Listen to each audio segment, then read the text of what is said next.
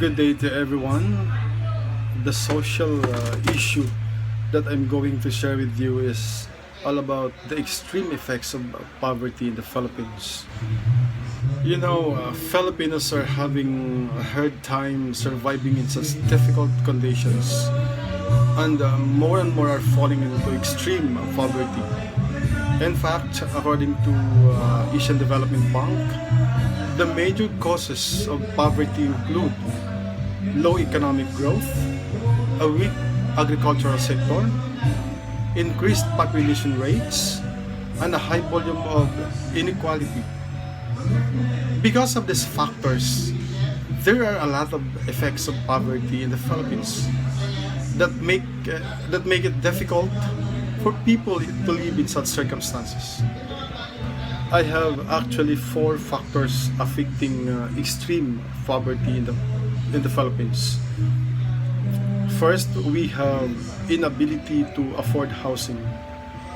With poverty plaguing the country and employment opportunities being scarce, many Filipinos are unable to afford housing, which puts them in danger of turning to the streets for accommodation. As we can see in Metro Manila, actually not just in Metro Manila but including other provinces in our country, ang daming natutulog sa lansangan, ang daming nakatira sa lansangan kasi nga they cannot afford sa rental ng isang bahay or isang room. So hindi nila kayang magbayad ng rental ng isang room or bahay. So mas pinili nilang manirahan sa lansangan para lang mabuhay. I remember in 2012, extreme poverty within the Philippines affected 19.2% of the population, or around 18.4 million people. Could you imagine? Sa sobrang daming naghihirap sa ating bansa. Next factor is that malnutrition in the Philippines. So as we all know that hunger is one of the extreme effects of poverty in the Philippines. With a little money to buy food, Filipinos are having to survive on a very limited food. And even when food supplies are stable, they are most accessible in other areas where people have enough income to purchase the food. And with such an unequal distribution of income, there is a low demand for food supplies in least developed areas that are home to low-income residents. The quality of food also is decreasing. Rice used to be the main source of food for Filipinos, but it has largely been replaced with instant noodles, which is cheaper but less nutritious. As a result, malnutrition has become a lot more common. Totoo naman talaga, ang daming nagugutom ngayon, especially this pandemic time.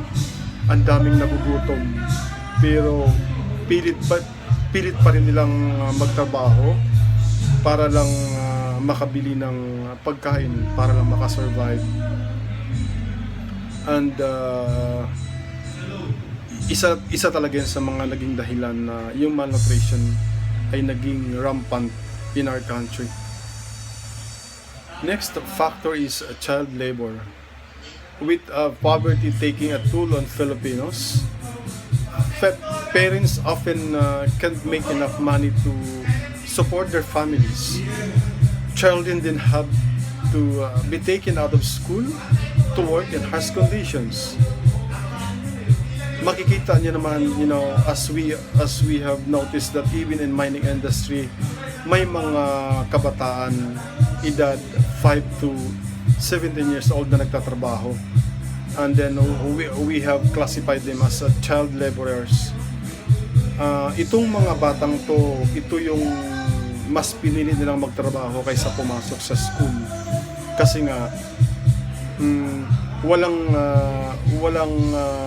financial na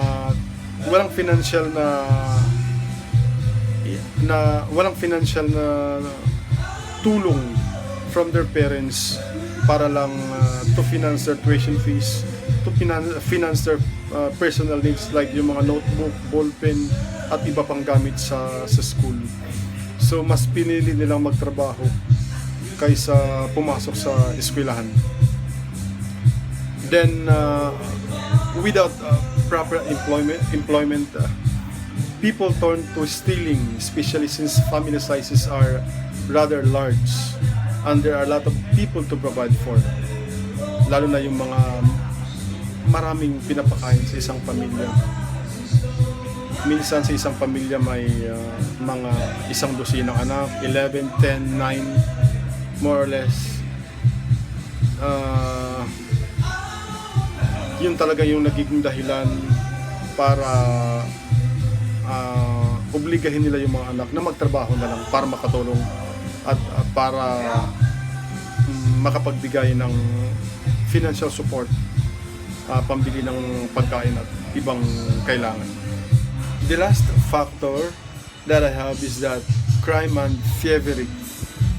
With conditions so troublesome, people often resort to crime and thievery to survive.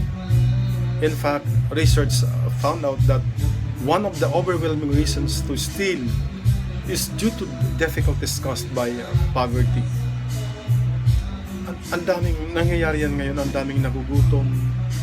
Kaya mas pinili nilang gumawa ng isang krimen para lang makasurvive, para lang may maibigay sa pamilya, mapakain at makasurvive.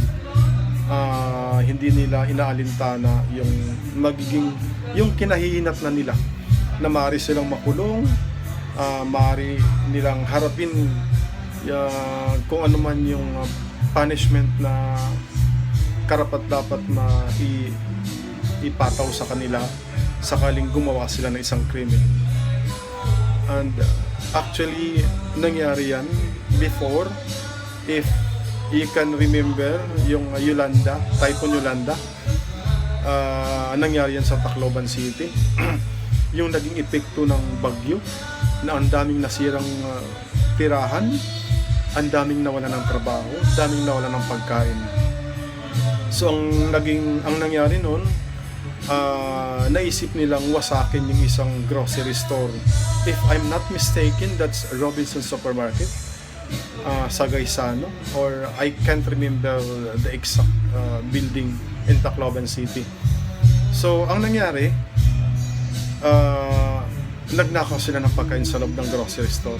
Lahat ng kailangan nila, kinuha nila para lang may maipakain sa pamilya at makasurvive. Hindi nila inaalintana yung magiging punishment nila sakaling mahuli sila ng otoridad. Then actually hindi naman talaga nila intensyon na gumawa ng isang krimen nang dahil nga lang sa conditions nila na there is no other option but magnakaw para lang makasurvive. Without proper employment, people turn to stealing, especially since family sizes are rather large and there are a lot of people to provide for. There are so many people and not enough resources, and with such conditions, people become desperate and practice drastic measures to provide for themselves and their families. Yun na nga yung sinasabi ko na nang dahil sa kondisyon nila, wala silang ibang maisip na para gumawa ng isang krimen para nga lang makasurvive. Even with later statistics found in 2020, if I'm not mistaken, more or less 21.6% of the population live below the poverty line. Could you imagine? Grabe. Then conditions don't seem to be improving. But there is always the hope for new development. As a result, it is important to understand the effects of poverty in the Philippines because it is a country in need of assistance. Tulong-tulong lang tayo para makasurvive. Tulong-tulong lang. Let us all unite together na malabanan natin tong mga various social issues in our country. Then that would be all. Thank you.